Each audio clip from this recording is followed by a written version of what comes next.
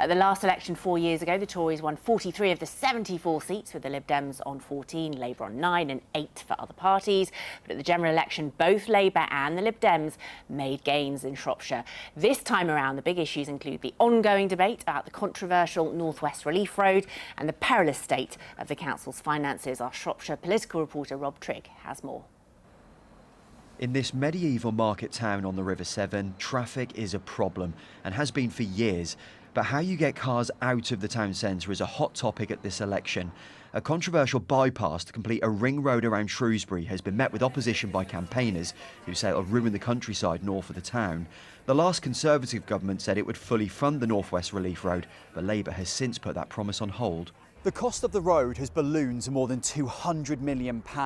The Conservatives really want it built and they're willing to borrow to pay for it. But the other three groups on the council, Labour, the Lib Dems and the Greens, they don't want it built and they'll scrap it if they get elected in May. The 4-mile-long carriageway will be too expensive to build, according to the local Reform UK group, which up until this election at least hasn't had a seat on the council. The road is dividing more than just the political parties. Well, I think it's a good idea. It's very congested in certain areas and there's a huge amount of traffic and they're just building and building and building in Shrewsbury.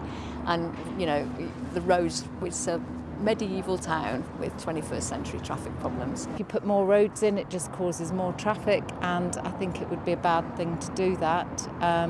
We'd just like to try and lessen congestion. Well, I think it's necessary. I mean, it's certainly the traffic in Shrewsbury is a nightmare. I mean, you only got to look behind you and see it now. But you got to weigh the pros and cons. How much will it cost? Is it worth it in the long run? The North West Relief Road is not the only financial crisis facing Shropshire Council, which has been on the verge of running out of money for a number of years. In the autumn, the council packed up and left its headquarters to save a couple of £100,000 in heating bills. It's from its new base at the Guildhall where the council asked the government for support in the form of an IOU, a loan worth more than £20 million, so it could pay off some of the 540 redundancies being made. But the council has to find savings somewhere. 4 in every £5 spent by Shropshire Council goes on providing care for vulnerable adults and children. And almost half the population of Shropshire is already over the age of 50, so that problem will only get worse. And where does the money come from? Well, if funding doesn't keep up with demand, then other services will suffer.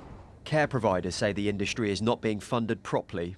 I think the fact that central government refuses to address the social care funding and has done for so long, local authorities year on year get less and less funding, of which they are then able to commission the services that their local communities need. The local authorities simply cannot afford, as today, to be able to pay the true cost of care. The way Salopians vote has changed since the 2021 local election, with the Tories losing parliamentary seats to Labour and the Lib Dems, and Reform UK picking up 1 in every 6 votes at the general election. There's also a group of independents called Shropshire First fielding candidates in May. With farmers in the rural shires also staging protests against the government's changes to inheritance tax, this promises to be the hardest election to predict in the council's 16-year history. Rob Trigg with that report. So, Ellie, I mean, we were talking about funding before we went to the report.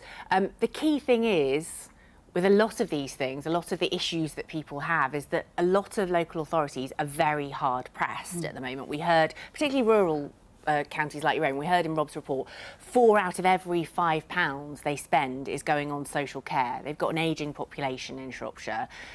It's, you know, people can make claims about what they're going to do, but actually the reality on the ground is it's going to be very difficult to make much difference to people's lives. You're really right. This is a huge issue. And as your report said, it's a growing issue because we're becoming older and older as a society. And we're actually living a longer part of our lives in relatively poor health. This issue of social care is one that successive governments have failed to grasp for more than 20 years. There have literally been, I think, 19 reports in the last 20 years, national commissions and so forth about social care. But what's missing is political will. From my perspective, this needs a national approach. It shouldn't just be left to local authorities. We were supposed to have cross-party talks on social care starting at the end of February. I'm the Green rep for those talks, but they were cancelled with 1 day's notice. I've been chasing Wes Streeting ever since then to get those restarted. We still don't have a date, and that's got to be a crucial thing to do. we do need to kind of bite the bullet and recognise we're going to need to invest in this. From the Green Party's perspective, we would say that a wealth tax is a key element of how we can together fund better public services by putting the burden on the shoulders of those who can bear it most. But I do want to say, reforming social care and funding it properly will also save money, because if you think about all those people who are stuck in hospital because they can't get the social care package that they need, that social care would be a lot cheaper than a hospital bed. So it's financially something that would make sense. Jonathan, a lot of people will be saying, your government, you're in government for 14 years, this is the financial chickens coming home to roost. This is why all these local authorities are in this position now, and why services are stretched, is because they were underfunded by that previous Conservative government. Well, I think, as Ellie actually said, it's both Labour and Conservative both got to hang their head in shame here when dodging this very important question. And ultimately, before 14 years, we had 13 years of Blair and Brown, so let's not pretend that this was somehow not an issue in those years either.